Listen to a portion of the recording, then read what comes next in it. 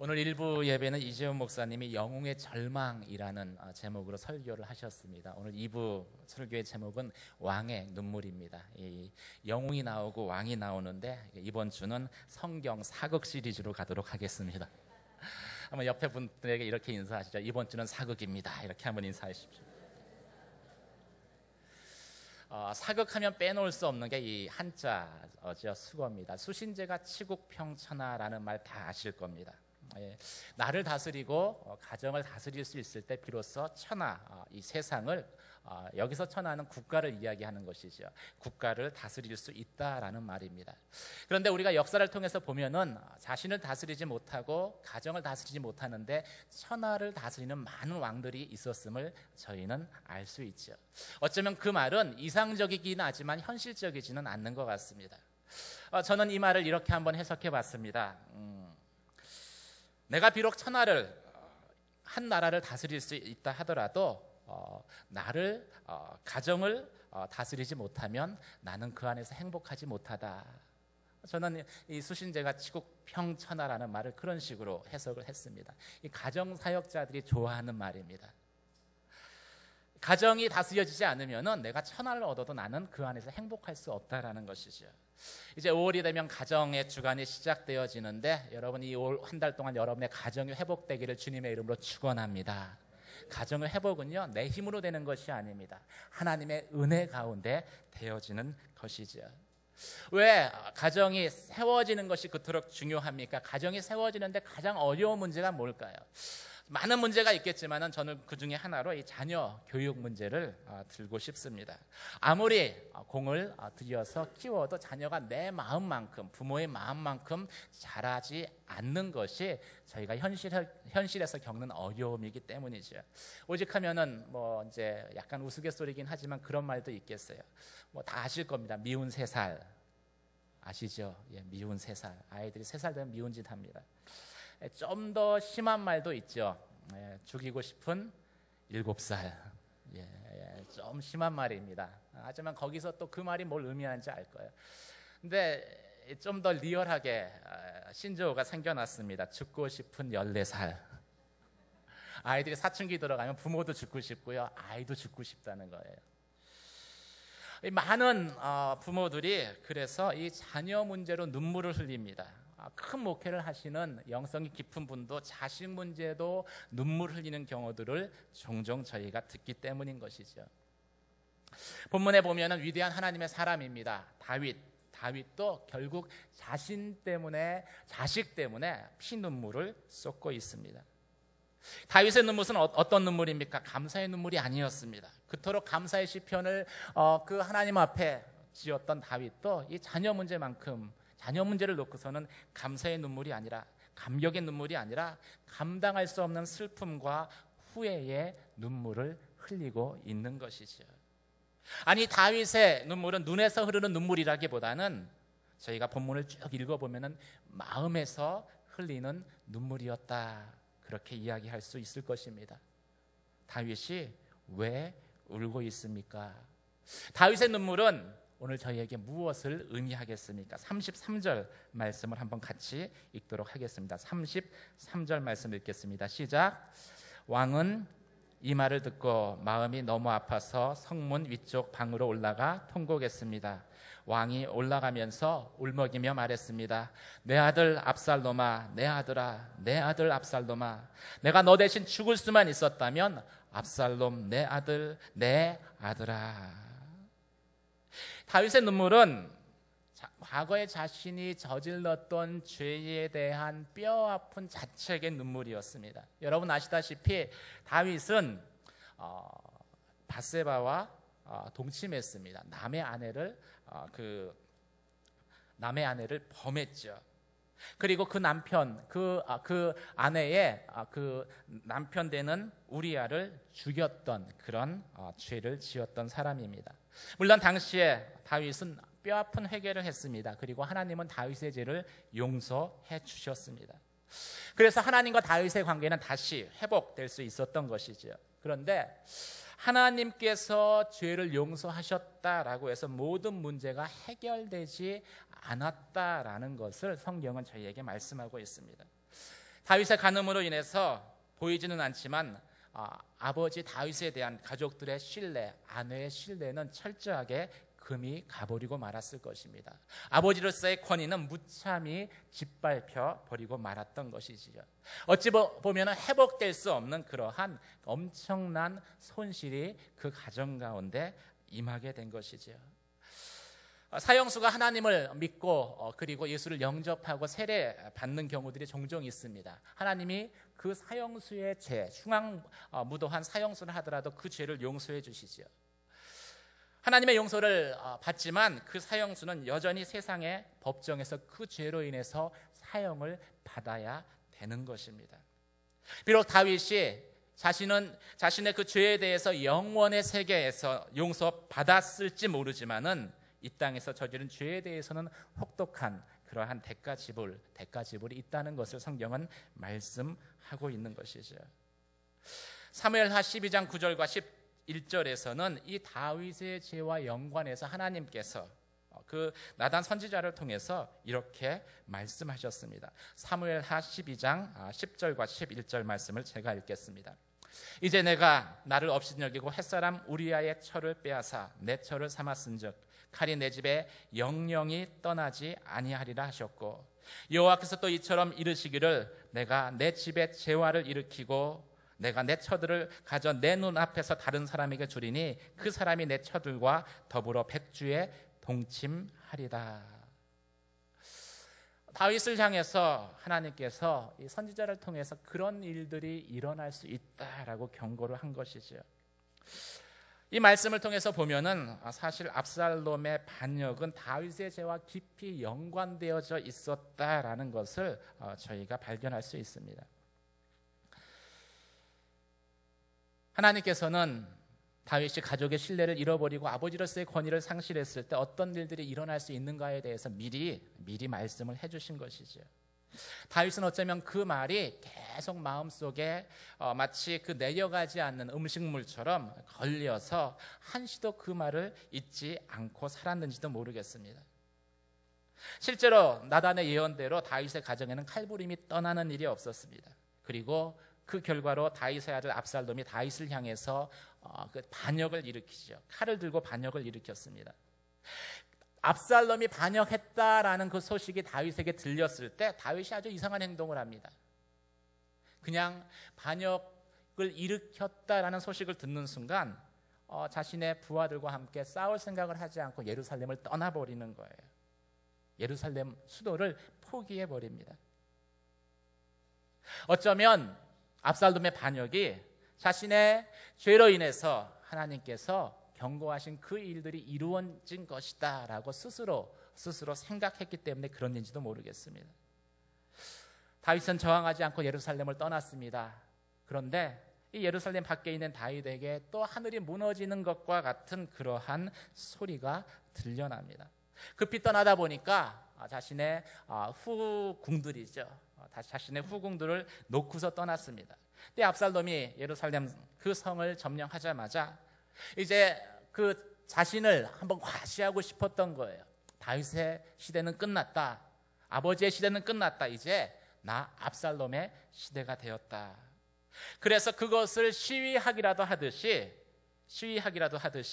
의도적으로 대낮에 아버지의 후처들을 압살롬 그 아들이 범하는 그러한 일들을 자행한 것이죠. 그 소문이 다윗의 귀에 들렸습니다.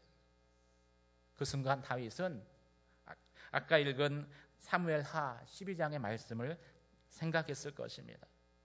그리고 압살롬의 반역과 죄가 결국 자신의 죄 때문이었다라는 것을 생각하면서 가슴을 찢었을 것입니다. 그러고 있는데 전령이 오는 거예요. 예루살렘 성 밖에 멀리 떨어져 있는데 전령이 막 말을 타고 옵니다. 그리고 다윗에게 보고를 하는 것이죠. 왕이시여 기뻐하십시오. 압살롬의 반역은 실패로 끝났습니다. 그리고 반역자 압살롬은 죽었습니다. 왕을 대항해서 대적해서 반항하는 모든 사람들은 압살롬 같이 되기를 원합니다. 그 전령의 보고를 듣는 거예요. 여러분, 그 순간 다윗이 안도의 숨을 쉬었겠습니까? 야, 이제 해결됐구나, 이제 살았구나. 그렇지 않습니다. 그 압살롬의 죽음의 소식을 듣는 순간 다윗은 눈에서 주체할 수 없는 눈물을 흘립니다. 그리고 슬픔 가운데 울부짖지요. 내 아들 압살롬아, 내 아들 압살롬아, 내가 너를 대신해서 죽어야 하거늘 내 아들 압살롬아, 내 아들아. 죄로 인한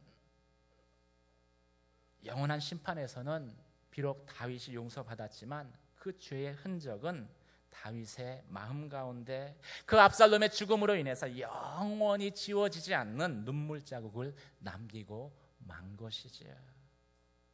다윗의 눈물은 과거의 자신의 죄에 대한 깊은 회한과 자책의 눈물이었습니다. 사랑하는 성도 여러분, 죄를 너무 가볍게 여기지 마시길 주님의 이름으로 축원합니다. 죄는 죄예요. 죄는 하나님께 용서 구하면 사함 받을 수 있지만 흔적은 우리의 몸에 눈물 자국으로 남겨줄 수 있다라는 것이죠. 또 다윗의 눈물은 어떤 눈물이겠습니까? 다윗의 눈물은 그것은 후회의 눈물이었습니다. 가정을 잘 다스리지 못한 것에 대한 후회의 눈물이었습니다. 다윗은 압살롬의 죽음이 자신이 가장으로서 아버지의 그 영적 권위를 제대로 사용하지 않았기 때문에 일어난 죽음이라는 것을 알고 있었습니다. 다윗의 집안에 어떤 일들이 있었습니까? 다윗이 범죄한 이후에 동일한 사건들이 다윗의 집에 일어납니다. 첫째 아들 장남이죠. 암논이 자신의 이복 누이, 배다른 누이 다말을 강간하는 일이 일어났습니다. 그때 그 일을 들었을 때 그거는 일어나서는 안 되는 일이죠. 형제간에 물론 배다르기는 하지만 강간하는 사건이 일어난 거예요. 아버지인 다윗은 자신의 영적 권위를 가고 그 죄를 무섭게 다루었어야만 했었습니다. 그러면 압살롬이 자신의 누이 암논이 자신의 배다른 형 암논을 죽이는 사태까지 이르지 않았을 거예요. 그런데 다윗이 그 일을 제대로 처리하지 않았습니다. 다만 암논을 처벌하지 않았고, 그래서 이복 누이였던 다말은 그 수치심을 참지 못하고 스스로 목숨을 끊었습니다. 그런데도 다윗이 아무런 조치를 취하지 않은 거예요. 다말의 오라비였던 압살롬은 그 일에 대해서 아버지 다윗에게 그에 주체할 수 없는 그러한 분노를 느꼈을 것입니다. 근데 저희가 여기서 왜 다윗이 그렇게 했는가에 대해서 한번 생각해 볼 필요가 있는 것이죠. 왜냐하면 암논도 똑같이 범해서는 안 되는, 마치 아버지 다윗이 범해서는 안 되는 다른 사람의 아내였던 밧세바를 간음한 것처럼 똑같이 범해서는 안 되는 그 자신의 이복 누이 암논을 윤간했었기 때문입니다. 이 사건 앞에서 다윗은 스스로 떳떳할 수가 없었어요. 나도 똑같이 죄 지었는데 어떻게 그 아들을 야단칠 수 있단 말인가. 그래서 죄를 다스려야 할 때 그 죄를 다스리지 못했던 것이죠. 이제 압살롬이 그 자신의 그 누이였던 다말의 죽음으로 인해서 복수를 결심하게 됩니다. 그래서 자신의 배다른 형 암논을 죽여버려요. 피해 복수극을 벌인 것이죠. 그때도 다윗이 아무런 조치를 취하지 않습니다.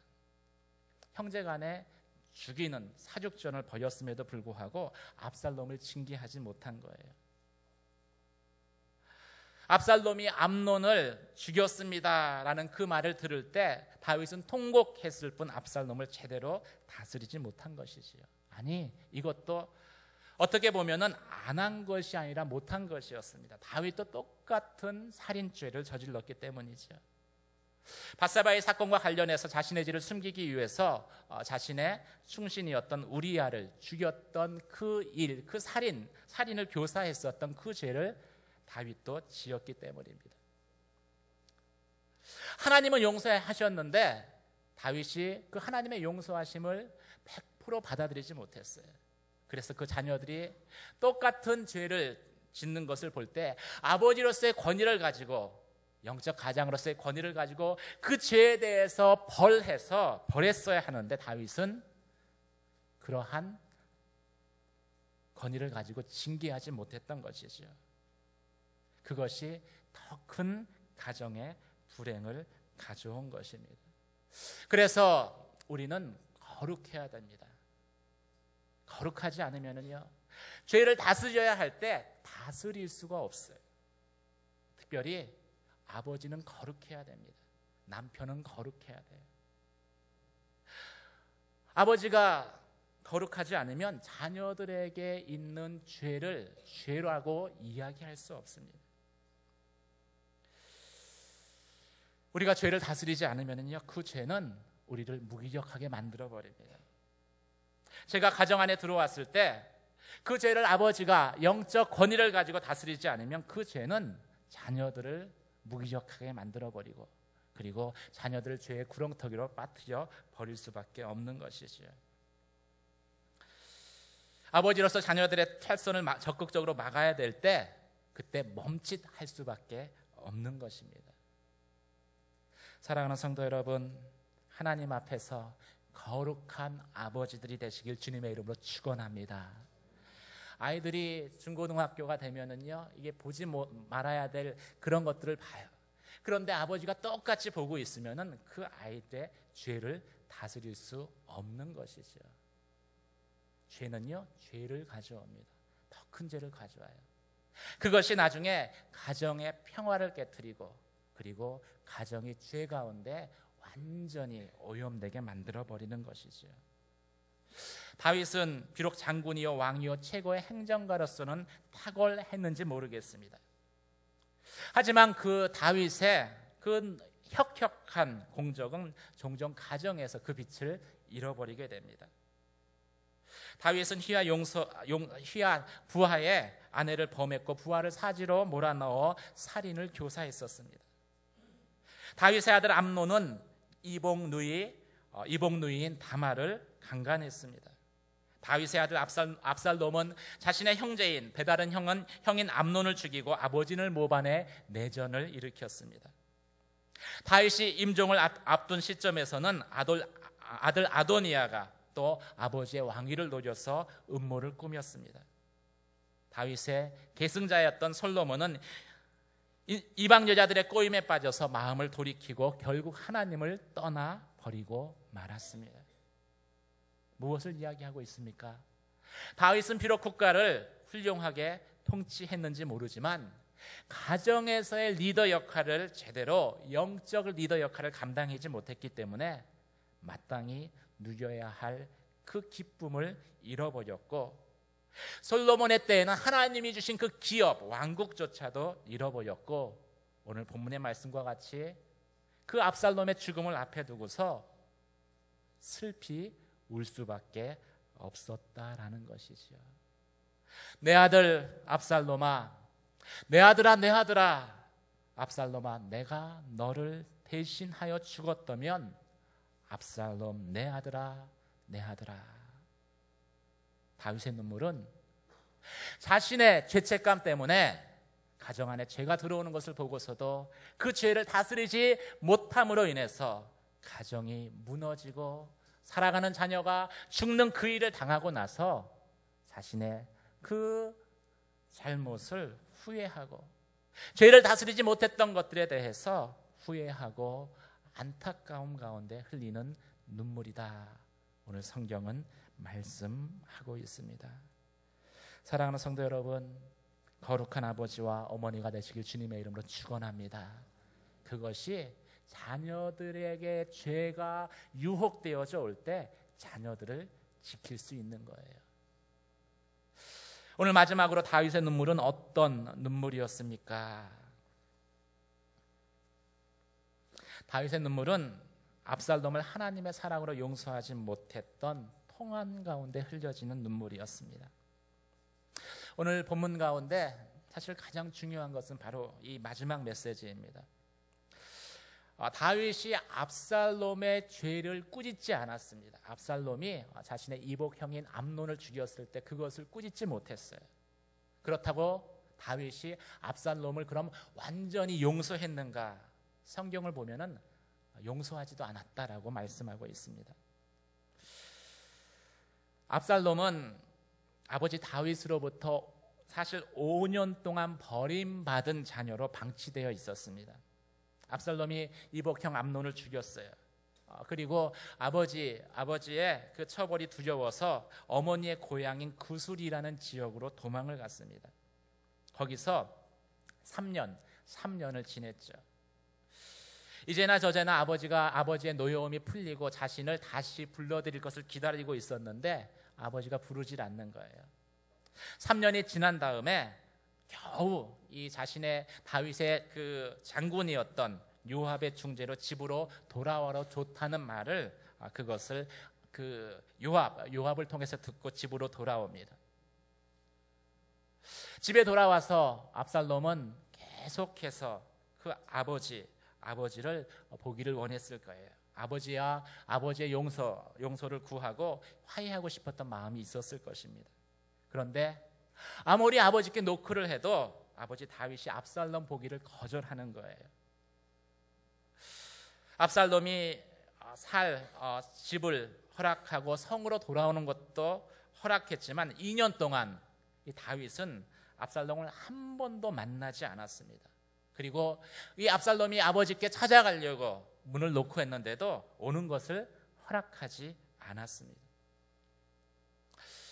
완전히 용서하지 않은 것이죠. 비록 사법적인 용서는 했는지 모르지만 아버지의 그 마음으로 그 아들 압살롬을 품지는 않았던 것이죠. 어쩌면 이것은 압살롬에 대해서 다윗이 가지고 있는 그 믿고 기대했던 그 기대가 무너진 것에 대한 절망 때문이었는지도 모르겠습니다.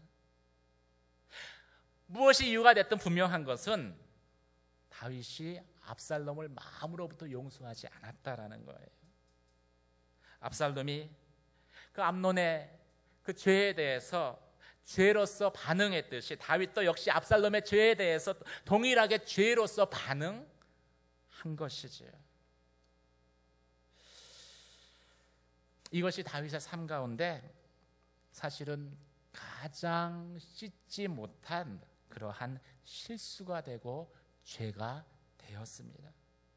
가장 변명할 수 없는 그리고 가장 큰 대가 지불을 하게 하는 돌이킬 수 없는 잘못이 되어진 것이죠.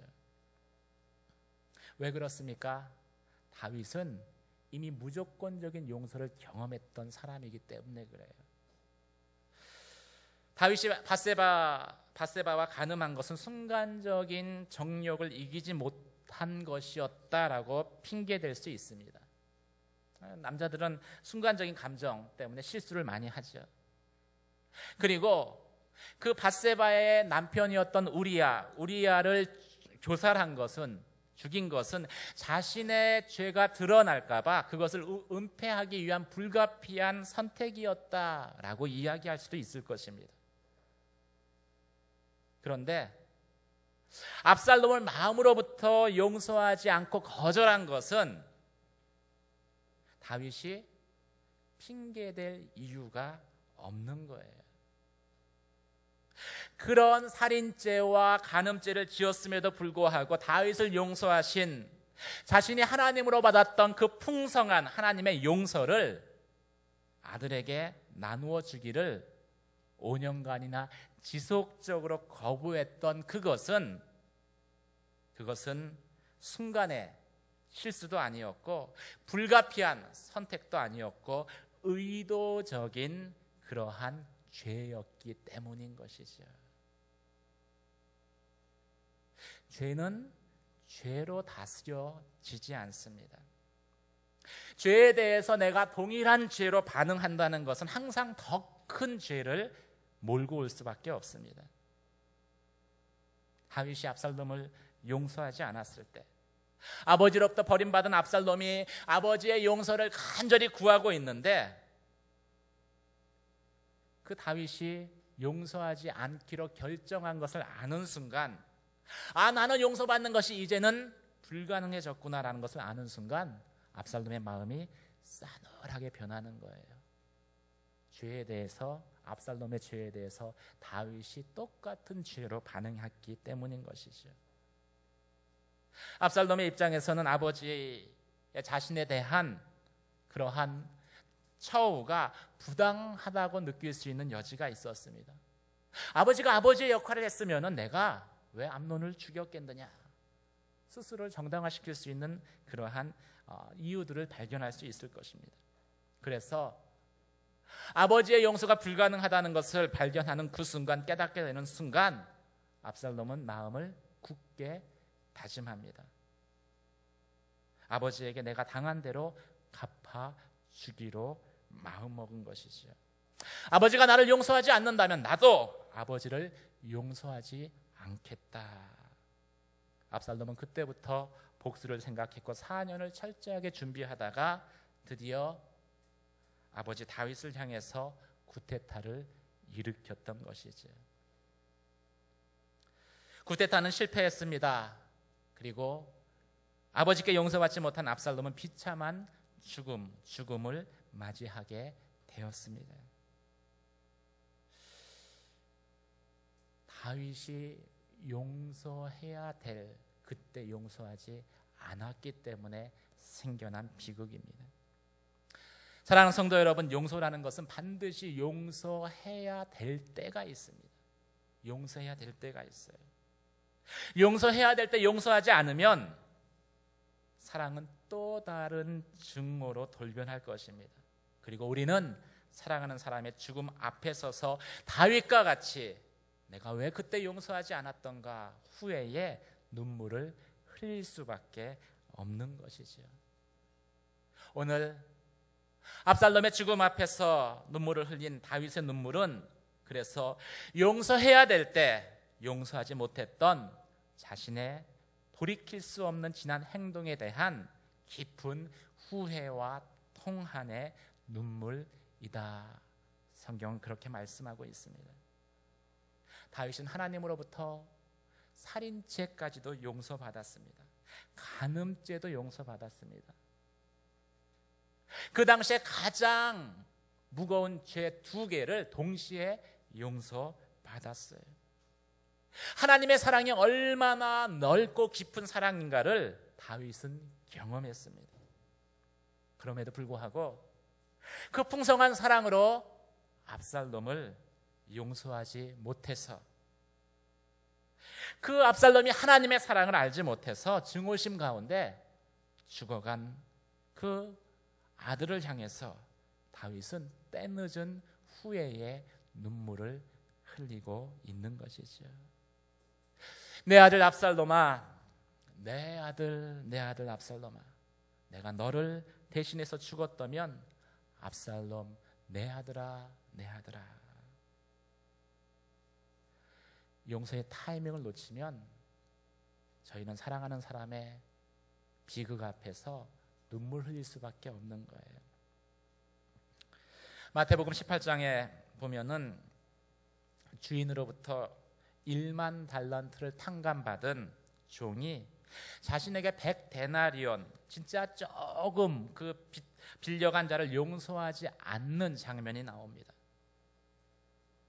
그 소식을 1만 달란트를 탕감해준 주인이 들었습니다. 그 탕감받은 그 종이 100데나리온 그것을 탕감해주지 않습니다. 그때 주인이 그 10,000달란트 탕감해준 종을 향해서 뭐라고 이야기합니까? 성경에 보면은 악한 종이다. 그리고 그 종에 대해서 노하셨다라고 말씀하고 있습니다. 여러분, 우리는 하나님의 무조건적인 용서와 사랑을 받은 사람들입니다. 그런데 그 사랑을 받았음에도 불구하고 나에게 작은 잘못, 작은 죄를 지은 사람을 향해서 내가 용서해 주지 않기로, 내가 이번에는 용서해 주지 않으리라, 죄는 죄로 다스리리라 잘못된 결정을 하면은 우리는 시간이 지난 다음에 다윗과 같은 후회의 눈물을 흘릴 수밖에 없는 것이죠. 사랑하는 성도 여러분, 용서의 타이밍을 놓치지 마시길 주님의 이름으로 축원합니다. 사랑을 받아본 사람만이 사랑할 수 있듯이 용서를 받아본 사람만이 용서할 수 있습니다. 그런 의미에서 본다면요, 용서할 수 없는 성도는 존재할 수 없습니다. 스스로 용서하지 않기로 마음에 작정한 성도만 존재하지, 나는 용서할 수 없습니다, 그런 성도는 존재할 수 없다라는 것이지요. 그럼에도 순간의 감정 때문에, 분노 때문에, 질투 때문에, 혹은 기대를 깨트린 그 배반감 때문에 내가 사랑함에도 불구하고 용서하지 않는다면은 우리의 눈에는 언젠가 다윗과 같은 그런 후회의 눈물방울이 고이게 될 것입니다. 죄는 죄로 다스릴 수 없고 악은 또 다른 악에 의해서 컨트롤되지 않습니다. 악은 더 큰 악만 가져올 뿐이에요. 성경은 오직 선으로 악을 이기라 라고 저희 가운데 말씀하고 있습니다. 용서만이 미움과 증오의 마음을 녹일 수 있다라고 저희 가운데 증거하고 있습니다. 용서의 타이밍을 놓치면 안 돼요. 영원히 용서할 수 있는 게 아닙니다. 저는 고난주간 그 예수님의 가상 7원 가운데에서 제 마음에 딱 와닿는 말씀이 있었습니다. 예수님이 십자가에서 자신을 못 박으라 라고 외치는 군중들을 향해서 그 십자가에서 이렇게 외치셨습니다. 주여, 저들의 죄를 용서하여 주옵소서. 저들은 자신들이 무엇을 하는지조차 알지 못하고 있습니다. 그 십자가에 달리신 가운데 그 고통의 정점에서 왜 예수님께서 저들의 죄를 용서하여 주시옵소서 그 기도를 드렸을까 곰곰이 묵상을 해보았습니다. 주님은 아셨던 거예요. 용서에는 타이밍이 있고 그 용서해야 될 타이밍을 놓치면은 나중에 내게서 그 후회와 절망의 눈물만 흘리게 될 것이다라는 것을 아셨기 때문인 것이죠. 그래서 그 힘든 가운데, 그 고통 가운데에도 주님은 그 자신을 못 박으라는 그 사람들을 향해서 주여, 저들의 죄를 용서해 주십시오.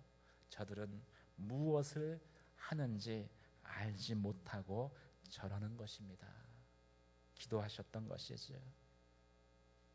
주님은 용서의 타이밍을 결코 놓치지 않으시는 분이었습니다. 사랑하는 성도 여러분, 부모라는 것은 용서해야 되는 존재입니다. 부모라는 것은 받아들여야 하는 존재입니다. 부모라는 것은 사랑해야 되는 존재입니다. 그럴 때 가정이 건강하게 세워질 수 있습니다. 나에겐 그런 능력이 없는데요. 아니요, 거짓말입니다. 이미 여러분에는 그 능력이 예수 그리스도의 십자가의 용서를 통해서 임하였다라고 약속하고 있습니다. 오늘 말씀을 통해서 여러분 마음 가운데 용서하지 않았던, 그래서 가족 가운데 어렵고 힘든, 그리고 또 마음 가운데 고통스러웠던 그러한 사람이 있다면은 5월 이 가정의 달이 이제 가기 전에 참으로 용서하는, 그래서 참으로 회복되어지는, 가정이 회복되어지는 그런 놀라운 하나님의 은혜가 저와 여러분 가운데 있게 되기를 주님의 이름으로 축원합니다. 용서의 타이밍, 주님이 놓치지 않았던 것처럼 그 용서의 타이밍을 놓치지 않는 은혜가 저와 여러분 가운데 있게 되기를 주님의 이름으로 축원합니다. 기도하시겠습니다.